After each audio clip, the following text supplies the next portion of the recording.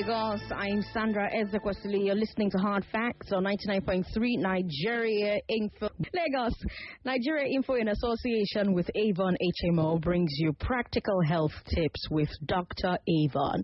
Avon HMO is the sponsor of this show. If you want to reach out to Avon, they are available at Avon HMO on Twitter, Instagram, and Facebook. That's also at Avon HMO. Avon is spelled AVON HMO. That's how you spell that. Of course, we have so many questions about diabetes. I'm sure you have questions about diabetes. You're probably living with diabetes yourself. You have a family member who is. You have a child who is. Yes, children can have diabetes too. You have an uncle, an auntie, a mom, a dad, and you are at your wit's end about how treatment should go, what treatment should look like. I have an expert in the studio with me who can answer all your questions. His name is Dr. Sunday Odebunmi. He's a public health physician. He obtained an MBBS from Ladoke Akintola University. That's in Oyo State. And he is here today to talk to us about diabetes. Dr. Sunday, good to have you on the show. Good evening. Good evening, Sandra. Good to have you here. Same here, thank you. Okay. Now, I don't know if you know, Lagos, but yesterday was World Diabetes Day. Was it yesterday? Was it today? Is it today? Which day is the 14th? Yesterday, yes. So yesterday was World Diabetes Day. And because of that, Avon said, we have to talk about diabetes. Because, come on, how can people better prevent or manage diabetes? What dietary changes should they make? What habits should they embrace? What medication should they take? Is medication the only solution? Are there other things that they can do? If they are like me and they don't like to swallow medicine? We've got a doctor here who will answer those questions for us. So let's start with the very first one, right?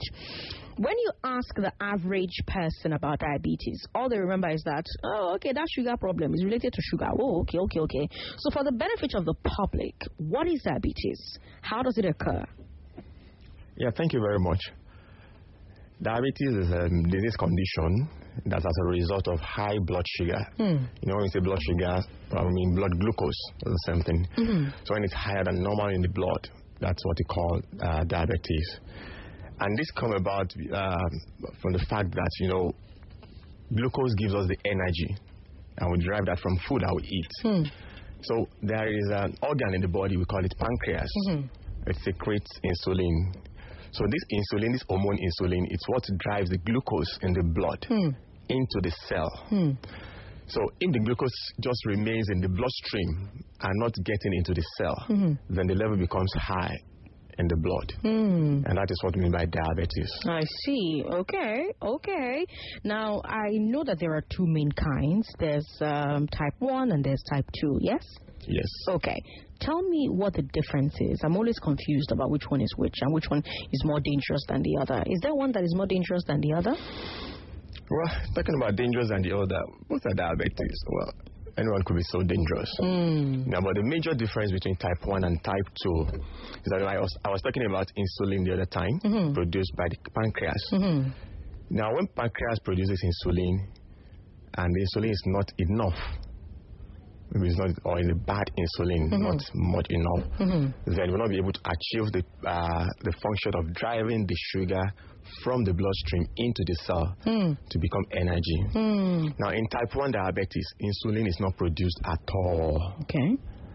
Unlike in type 2, where there could be some production of insulin but not enough. Okay. So that's just the major difference between them.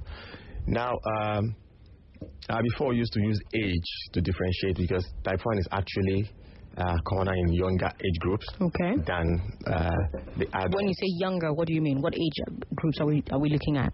Well, ideally, it can occur anytime. Okay.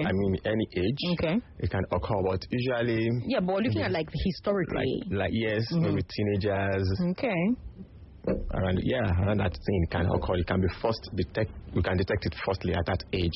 That's for type 1. But like I said, it can occur any age. But the basic thing is that it requires insulin if it's just type 1. Okay. There is no insulin production at all. I see. Or like in type 2. So those are the ones that have to choke insulin injections. Yes. And not using medication. Okay. There are some type 2 too that also might need injection, might need insulin. I see. Yes. Okay. All right. As you can see, I'm very ignorant about something. So I'm learning from you in the moment. By the way, Lagos, in 2019, diabetes and kidney disease due to diabetes caused an estimated 2 million deaths. Did you know that? Did you know that? Oh, yeah. Diabetes is a major cause for blindness, kidney failure, heart attack, stroke, lower limb amputation. That's amputation of your legs and that sort of thing. So it's a pretty serious thing. It's something that you need to take seriously. Is it possible for a person to be diabetic and not know? Yes, it's actually possible. How so? Yeah, because it starts gradually. Okay. So you might not know that you are even diabetic. In fact, there are some people that it's when the complication sets in that you get to know or you get to present at the hospital for the first time. Then during the checks, you know that, this is high, this is diabetes. So it's very possible to be diabetic and not know. But there should have been some signs. What are those signs? Yeah, the signs and symptoms of diabetes. Usually we talk about the 3 Ps. That's in initial one, the polydyspsia, the polyuria, and I'll break it down. I'll break them down. Please. No. Thank you. It's mask on my deed. No medicine. All right. So when talking about polyphagia, that means you just want to eat. You just be eating and not adding weight. You just want to eat, Then polydipsia means you just excessive thirst. You just want to be drinking water. It's not that compulsion. You just have to drink water. Not the one that you are drinking willingly. That's polydipsia.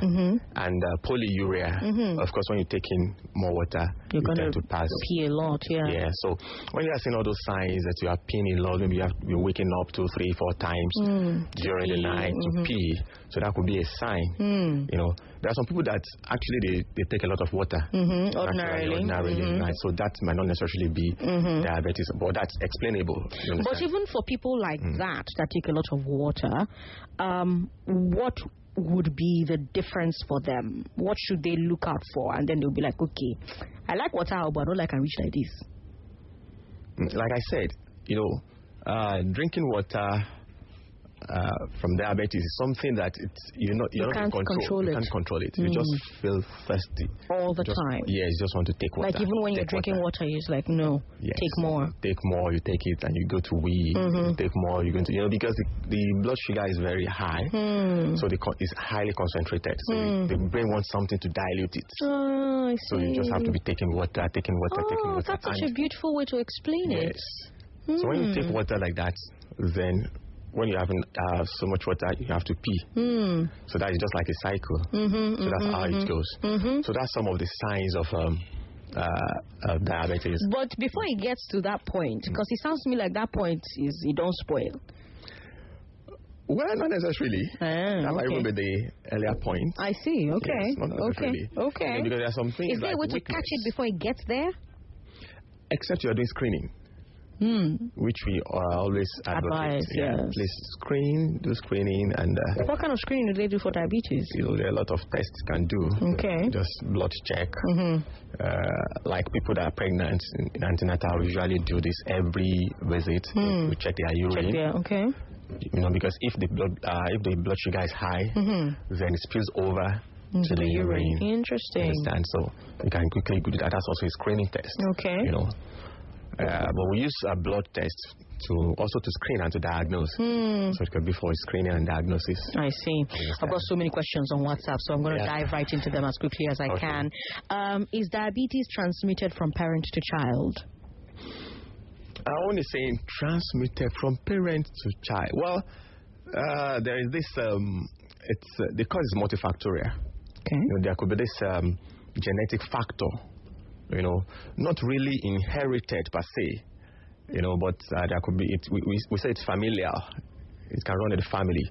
So if the parents have it, it increases the chances of the offspring also having it. You understand? But that doesn't mean that because the parents have it, then the children must have it. Or because the parents don't have it, then the children can't have it. Yeah. It doesn't follow that way. But we have that genetic factor, and there is what we call the environmental factor that also have part to play in developing diabetes. What do you mean environmental factors? Well, there are some factors, we call them just like some other non-communicable diseases, we have what we call the modifiable factors. Those are the things that you can do something about. Then we have non-modifiable factors. The non-modifiable factor, that's where the issue of gene comes in. When the parents are having it, then you have the risk of developing it. Now, the other factors that we say non-modifiable factors or the environmental factors is that are the ones that are due to your actions. The type of food you take, living sedentary lifestyle, not involving exercises, and when you do exercise, you burn the sugar. But so if you don't do that, it tends to accumulate. Smoking, and if you're not watching your alcohol intake. Body prefers to use alcohol. Alcohol is a refined energy, so to speak. So body, we just like a vehicle, we prefer to use petrol than to use crude oil. The food we are taking, I can liken them to crude oil. So it takes a longer time and it requires a lot of energy for body to refine it and get sugar from it, the energy from it. Rather, if there is alcohol, the body will quickly use that. So the food you are eating will now be stored, and that will now be that will make you to refine small. Yes, now be increasing the blood sugar. So that's why we also talk about alcohol too. That you need to really watch your alcohol intake. So and we do have an alcohol problem in Nigeria. People don't even realize that they're taking too much alcohol. Okay, so I want to come back to that point you make about the hereditary factor. So I know that I'm high risk for diabetes because my grandmother had diabetes. Her second son had diabetes from my maternal side now. And I think my mom has also been diagnosed with diabetes, even though she's in denial. She calls her own high blood sugar. She's no diabetes. And will prefer to drink holy water than take her medication for diabetes. Even though when she takes her medication for diabetes, the blood sugar comes down really significantly. So I know that I'm high risk, right? Now, is there a way for people to be able to know their medical history like that, their family history like that? Keep an eye on that. What are the ways that people can? I don't know. I'm not even sure I fully understand what I'm trying to ask. But I have this information because I'm interested, I'm enlightened, and I know that it's important to know your family health history. Is there a way for people to become more aware about things like this? Well, that's part of what we are preaching this diabetic period, November 14. Awareness is very important, and ignorance is not an excuse. You understand? So there is no other way than to ask and to know. It's when you ask, just like you did, okay, what's happening here, what do you have, and things like that. Well, I come that you are diabetic, who else is diabetic, my mom is, my dad is. So that's how you know. Then you know that you have a higher risk. If all those factors are there, then you work on the other factors, which are modifiable factors. Obesity, that means you have to watch your weight. And how do you watch your weight? It's basically two things. It's input and output. So it has to do with what you take in. If you're taking in too much calories and you're not burning it in form of exercise, then you tend to add weight. You understand? So all those will add to the probability of developing your blood sugar going up. Okay, I have to ask, these home tests, I have them in my house, so I'm often checking my blood sugar at home. Yeah, that's good. Are they accurate? They are. They are? Yeah. Okay, so what's the normal blood sugar level? Because if you go to Google will give you conflicting numbers. So now that I have a doctor before me, I'm asking these questions for myself. If you are learning things, that's nice, But so what's the accurate level? What's the correct number? Is there a correct number? Yes, look, I was talking at this time that there are some tests that can be done. I want to talk to us about 4 tests. Okay. We have what we call the random blood sugar. We have the fasting blood sugar. Then we can talk about the glycated hemoglobin. Then there is oral glucose tolerance test, or GTT. Now, if you're doing the fasting blood sugar means that at least you've not eaten about 12 hours, maybe from the previous night till the morning. It's like at 8 p.m., your last meal, 8 p.m., then the following morning, anytime from 6 to 8 a.m., you do the test. Now, the sugar level should be less than 100 milligrams per DL. Okay. You understand? So if it is less than 100, that means it's fine. Okay. You understand? But if it's getting to like 126 and above then on 2 occasions, then that means you're diabetic. I see. That's for fasting. But can it go too low? Yes, but it's not. It doesn't usually go too low if you are not on medication. I see. That's the commonest cause of we call that hypoglycemia. Okay. And one thing about hypoglycemia is that unlike hyper, that's when the blood sugar is high. Hypo, you will know because it gives symptoms immediately. Oh, I see. Unlike when it is high. I see. If it starts to go high, you might not know until it gets to even a dangerous level. Okay. But when it's going low, you become somehow restless, sweating, you become very uncomfortable and things like that. And immediately you take anything sugary around. You just, it's like magic. You're fine. You think, am I the one that's looking like I was going to die in a few minutes? So hypo will usually give you those signs. You understand? But like I said, in most cases, people just don't go hypo. It's very rare, except maybe you've overworked and you've not eaten and things like that. But it's very rare. It's very rare. The commonest cause of that is when you overdose on your medication. Yes. If you just tuned in, hi, how are you? We're sharing practical health tips with Dr. Avon. Our Dr. Avon today is Dr. Sunday Odebunmi, who is a public health physician, and he's talking to us today about diabetes. Why are we talking about diabetes? Well, yesterday was World Diabetes Day. World Diabetes Day provides an opportunity for the world to pay attention to diabetes. It's such a silent killer. Like I said, it's a major cause for blindness, kidney failure, heart attacks, stroke, lower limb amputation. I also told you that in 2019, diabetes and kidney disease were the causes of an estimated 2 million deaths, and the people who had these diseases were as a result of having diabetes. Let me also share a few more facts with you. Approximately 537 million adults, so people who are between 20 to 79, are living with diabetes, and the total number of people who are living with diabetes is projected to rise to 643 million by 2030 and 783 million by 2045. Why is that number projected to rise to so high a number instead of come down, Dr. Sunday? We're still talking about awareness. Over the years, we've seen that the number has been increasing. And our lifestyle, the way we live now, people are not really paying more attention to their health as they ought to. Okay. It requires a lot of discipline, a lot of dedication, a lot of seeking knowledge and seeking medical help. Health checks are very, very important.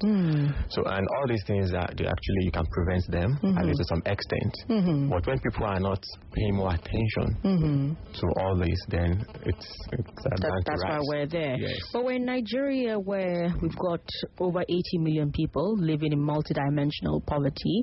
For every 200 naira they make, there's a lot of needs that 200 naira has to address. Yeah. So they really, quite literally, cannot afford to do health checks annually or monthly or bi-annually or quarterly or whatever. For people like that, are they doomed? Well, that's the orientation we are trying to change. You understand? Look, yes, I'm a public health physician actually. Of course. You know, the endocrinologist are actually the specialist in diabetes.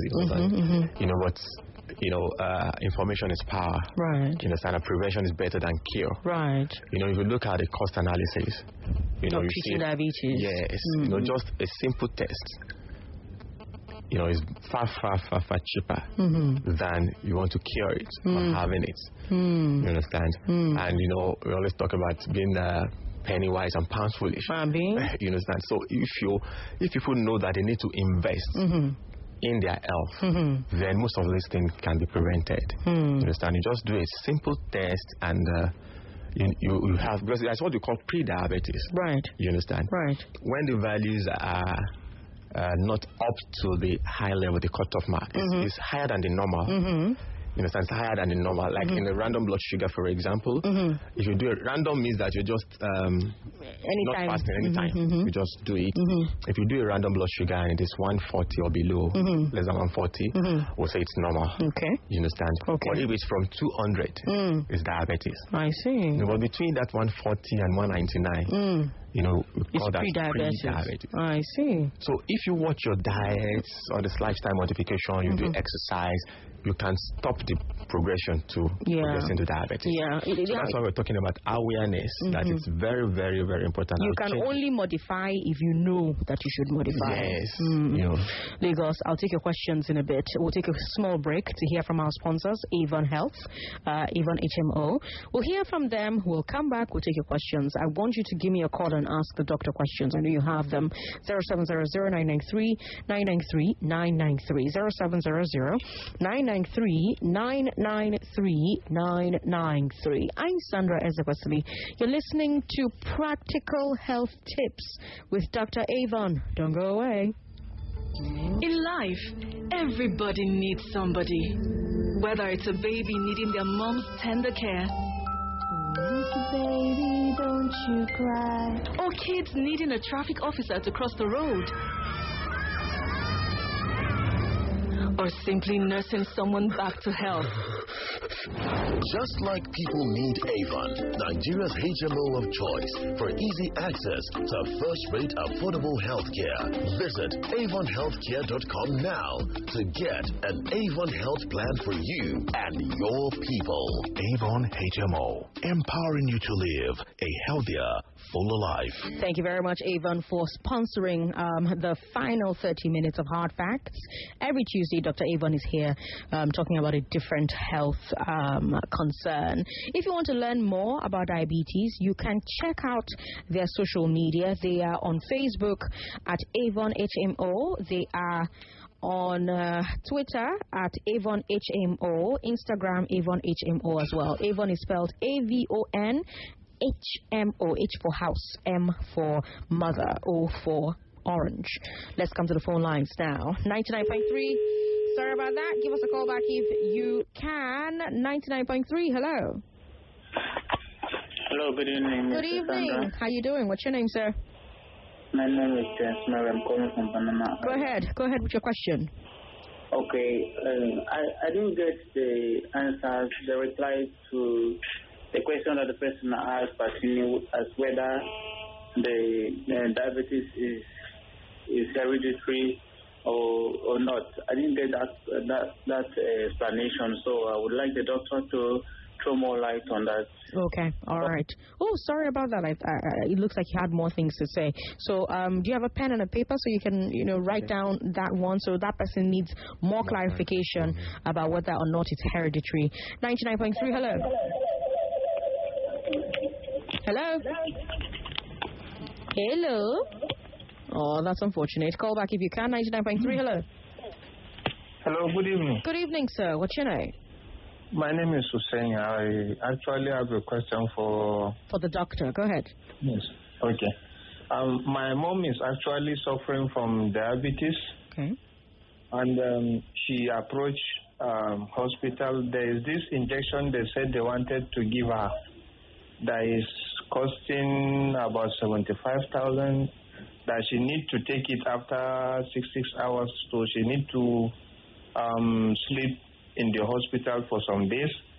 But because she was not happy with the way the doctor treated her, she refused. And at the moment, my concern is she experienced some cuts on her foot in 3 places. 2 sides has healed, remaining 1 it has refused to heal. Oh no! What will the doctor advise that will do to prevent? Although her own, just like the first caller asked, her own is a kind of family hereditary diabetes issue. So what will the doctor advise so that will do to assist her prevent further damage? Because I'm afraid it may lead to cutting amputating the foot, which is my greatest fear. Is there anything the doctor will advise so that will put a check to it so that it will better the situation?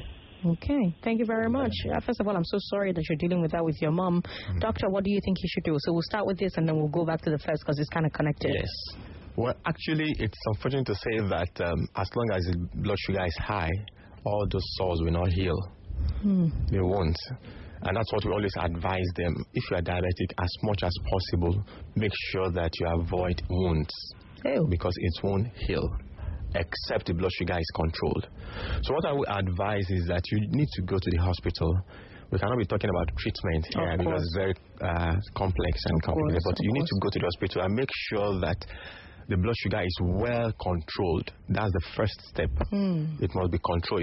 Maybe you are using insulin, maybe that's injection. That's you're talking about, and if it's so high, it's not something that you can control just within 24 hours, 48 hours, depending on the level. You know, because you may have to. There's what we call 6-point check. You'll be checking the blood sugar at every 4 hours. We check it, what is it. Then there are different types of insulin. We have the short acting, we have the long acting, we have the mixed that, you know, it's so complicated we can't get into it. But what I would advise is that just make sure that you go to a very reputable hospital where they have specialists that they can take good care of that, because if it's not done, amputation is imminent. Oh my gosh! If it's not done, so I need to tell you the truth.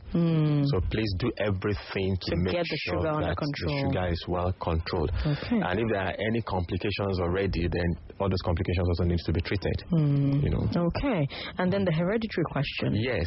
Well, it's a yes and no answer. Just like I said earlier. You know, we don't say that it is inherited per se, but it is familial, that it runs in the family. So if the father has it or the mother has it, then it has increased the chance of so it increases your chances, but it doesn't mean you will get that you're going to be diabetic. Definitely get it. It doesn't necessarily mean that you're going to be. So there are other but it also doesn't mean that you won't get it. It doesn't mean that you won't get it, even if they are not diabetic. Yes. You understand? That's why the issue of all this risk factor, the modifiable risk factor comes in. It has to do with your lifestyle, what you eat, and what you do. Basically, that's exercise. You know, all those things. So, would you say that your lifestyle, you know, is more of a deciding factor about whether? Oh wow, you didn't. Yes, I know. I didn't even finish the question. The lifestyle is very, very important. Though you might be very good eating healthy diet and doing all this exercise, though it might still develop because if you have a very strong genetic factor, so you can still develop. What does a strong genetic factor mean? Well, I'm asking that question when we're out of time. I know it's such a vast topic. Yes, I think it's very vast. I'm going to beg the Avon people to allow us to come back to it, you know, so that we can talk about it again. Obviously, lots of my babe from Avon is like, she's like, okay. I'll beg her, don't worry, I'll beg her off air, so that we can come back to this again, because there's so much to talk about on the subject. I mean, for instance, I want to know what are the most important things people with diabetes need to pay attention to, and I think the injury and sores thing that you mentioned. I would say their blood sugar. their level, the blood sugar level, their number is very important. Your number is very important. Okay. You must know what it is. Okay. Yeah, so we and then we didn't even get to talk about pregnant women and gestational diabetes. See, there's a lot, my girl. There's a lot. Don't be laughing. There's a lot. Okay. All right. But thank you so much for joining us on the show today, Dr. Sunday. Dr. Sunday is a public health expert, public health physician, Dr. Sunday Odebunmi, and he's been here answering my questions, your questions as well about diabetes. We have so much more. Hopefully, we can drag him back to come and answer more of them. But don't go away. We have the news coming up at 7. Once the news is done at 7, we will bring you Femi and the gang. They're the best sports gang to ever do it. Don't miss the sports show that's coming your way at 7. Doctor, thank you so much for your time today. Thank you very much. And thank you again to Avon for bringing this to you in partnership with Nigeria Info FM. I'm always Sandra Ezekwesili, your host. Tomorrow, don't forget, that hot topic, 4 o'clock, we'll get into it. I want to hear what you think about that man, his wife, their in-laws, their pastor's wife, and the rest of the family members. Find me on social media as Sandra Ezekwesili, Ezekwesili everywhere. Those were your hard facts. Lagos, have yourselves a fantastic evening. President Muhammadu Buhari says the country cannot afford a fresh lockdown because Nigeria's economy is too fragile. We can only build a better and more prosperous Nigeria, one community at a time. Now from your area, the thing will start. Your favorite dial, 99.3 Nigeria Info. Let's